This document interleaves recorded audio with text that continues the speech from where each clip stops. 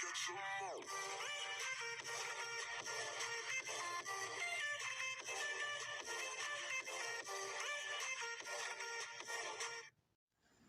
baik, salam saudara terkasih dalam nama Tuhan Yesus. Pada kesempatan kali ini kita akan melanjutkan pembahasan kita. Pada video saya sebelumnya kita mempelajari tentang teologi sistematika, dan kali ini kita akan melanjutkan pada satu pembahasan, itu tentang doktrin Alkitab.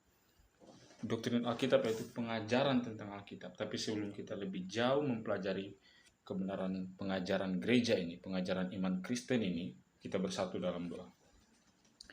Bapa di sorga, terima kasih atas penyertaan-Mu Tuhan, dan pada kali ini Tuhan, Kau masih memberikan kami kesempatan untuk mempelajari pengajaran iman Kristen, dan biarlah kiranya melalui pengajaran iman ini kami dapat meneguhkan iman kami dan kami dapat menghidupi iman kami. Kami serahkan seluruhnya ke dalam tangan-Mu, hanya dalam nama Tuhan Yesus, haleluya, amin. Oke, baik, pada pembahasan kita adalah doktrin Alkitab.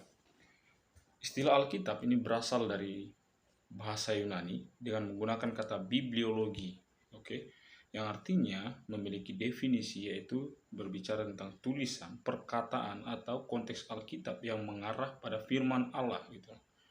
Jadi bukan hanya perkataan biasa atau buku biasa gitu, bukan. Alkitab itu yaitu dapat dipahami, al itu adalah berbicara tentang Allah, kitab itu gulungan yang dibukukan gitu loh, buku Allah, jadi tentang Allah, tentang firman Allah gitu. Nah, dalam hal ini ada 3 ungkapan yang menarik dan pasti kita sering mendengarnya. Saya memberikan 3 pilihan, yaitu Alkitab berisi firman Allah, atau Alkitab sebagian dari firman Allah, atau Alkitab adalah firman Allah. Dan kita berhak memilih di antara yang 3 itu. Tapi kita harus memberikan argumentasi, pernyataan bahwa pernyataan kita itu benar gitu. Mungkin kita akan membahas dari beberapa poin dulu. Mungkin saudara sering mendengar ungkapan bahwa Alkitab itu berisi firman Allah. Misalnya, baik, kita akan merenungkan Alkitab yang berisi firman Allah. Seolah-olah kalimat ini benar gitu. Seorang teolog bernama Wismuadi Wahono dalam bukunya yang berjudul Di Sini Kutemukan, dia menyatakan bahwa Alkitab itu berisi firman Allah. Lalu ada juga seorang teolog neo-ortodoks yang bernama Calvert, dia mengatakan bahwa Alkitab itu menyatakan bahwa Alkitab itu berisi firman Allah, dan dia bukan firman Allah. Kenapa? Karena begini kontroversinya, permasalahannya, problemanya adalah ketika ada sebuah HP yang berisi Alkitab, aplikasi Alkitab, HP ini dapat dikatakan HP ini berisi firman Allah, HP ini berisi Alkitab. Maka dapat dipahami bahwa HP itu bukan firman Allah, karena dia berisi firman Allah. Contohnya, saya buat lagi ilustrasi, ada sebuah buku ya, buku IPS masa sekolah dulu. Di IPS itu terbagi ada geografi, ada ekonomi, ada sejarah gitu ya. Dan kalau kita bilang buku IPS ini berisi sejarah, benar. Tapi tidak semua IPS itu berisi sejarah, karena ada geografi, ada ekonomi. Lalu kalau kita mengatakan Alkitab itu berisi firman Allah, maka ada bagian dari Alkitab yang bukan firman Allah. Maka Alkitab tidak layak dikatakan kitab suci kalau dia dikatakan berisi firman Allah. Oke? Lalu yang kita pahami lagi, seorang teolog bernama Rudolf Bultmann, dia berkata, seorang teolog Luther ini, dia berkata bahwa Alkitab sebagian dari firman Allah. Nah, problemanya apa? Kontroversinya apa? Kalau Alkitab adalah sebagian dari firman Allah, berarti ada bagian dari Alkitab yang bukan firman Allah. Dan Alkitab tidak layak dikatakan kitab suci jika keseluruhannya, jika secara komprehensif dia bukan firman Allah. Lalu pernyataan ini benar atau salah? Dan ini salah, saudara.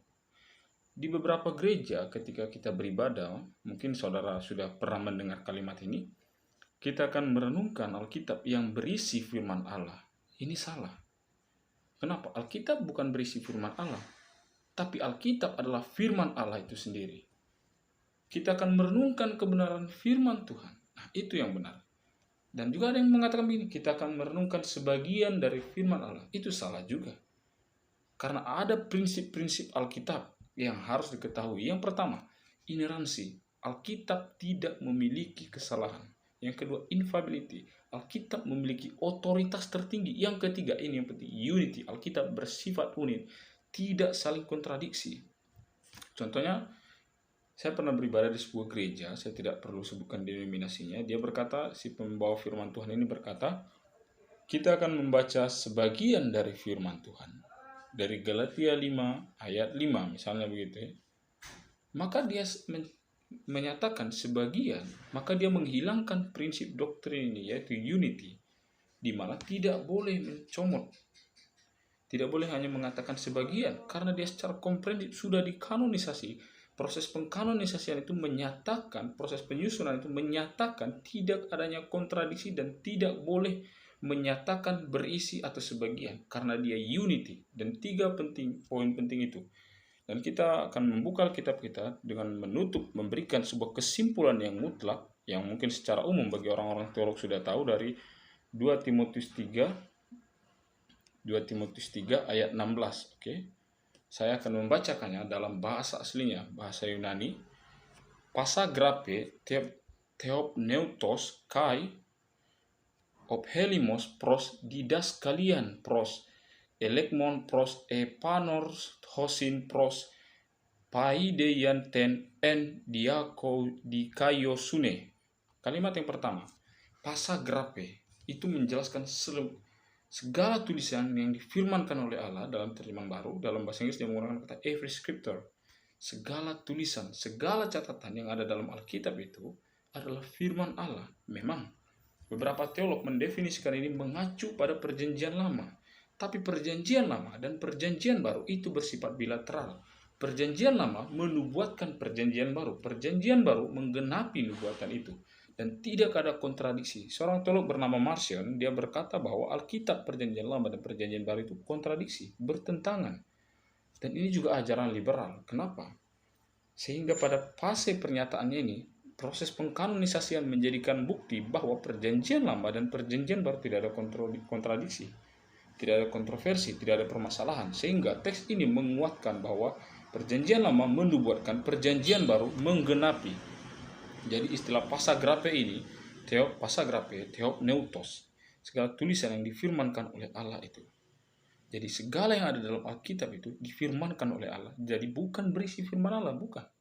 Bukan juga sebagian dari firman Allah. Tapi Alkitab adalah firman Allah yang berotoritas, yang memiliki sifat 3 tadi, yang secara umumnya infallibility, inerrancy, unity. Tuhan Yesus memberkati.